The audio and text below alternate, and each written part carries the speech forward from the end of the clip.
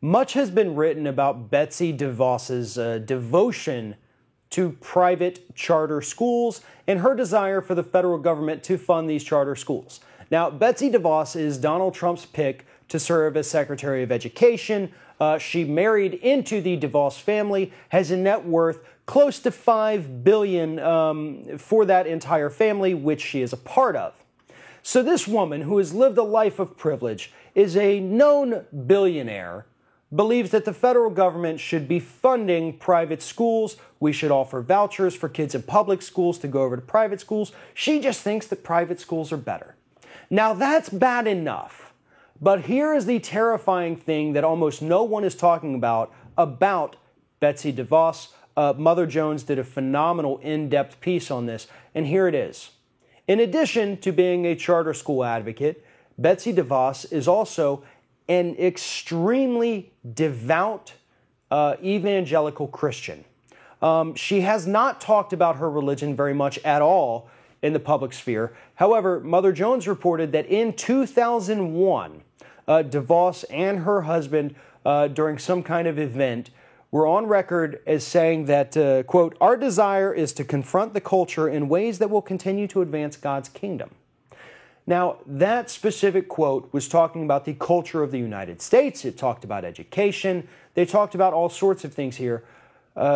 Continuing the creation of God's kingdom here.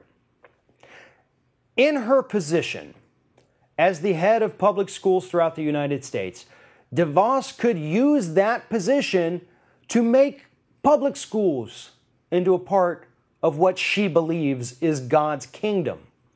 And here's why this is terrifying. First of all, it is expressly forbidden by the U.S. Constitution. We have the whole separation of church and state thing, wherein the state will not provide any funds that props up one religion over another. Now, it does not mean that schools cannot mention religion, as some people do think. It means that schools cannot use federal money to prop up one religion over another.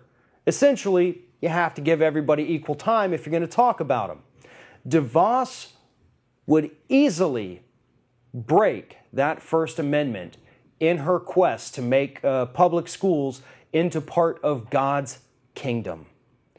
And to be honest, at this point, there is very little that we, the public, can do about this other than stand up and discuss it. That's why it's so disappointing that so far this issue has been left out of the public conversation.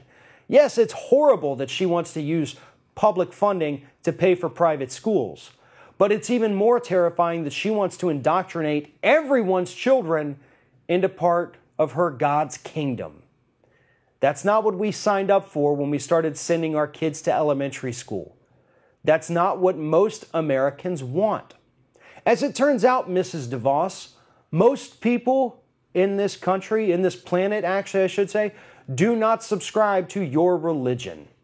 And if we want to teach our kids about religion, we will do it on our own time. Aren't Republicans the ones who say that we need to take personal responsibility? Well, this is one of those issues.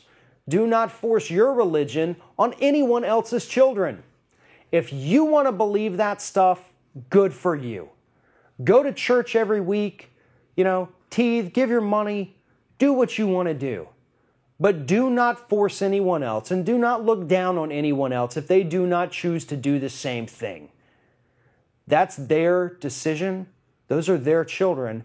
And we do not need some billionaire heiress who's lived a life of privilege sitting in Washington, D.C., dismantling public education and forcing this horrible religious belief that DeVos and most conservatives have, that God is some kind of anti-gay, pro-gun, omniscient being looking down on us and judging us because we accept all people. That's not what God is about. I have spent several years in my youth in Catholic school. I went to Sunday school, served as an altar boy for a while. That was never in the Bible, folks. Wasn't there. God never said, hey, screw this particular group of people. Jesus certainly didn't.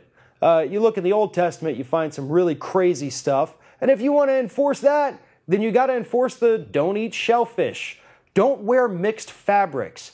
Women are not allowed to speak in church, ever, for any reason.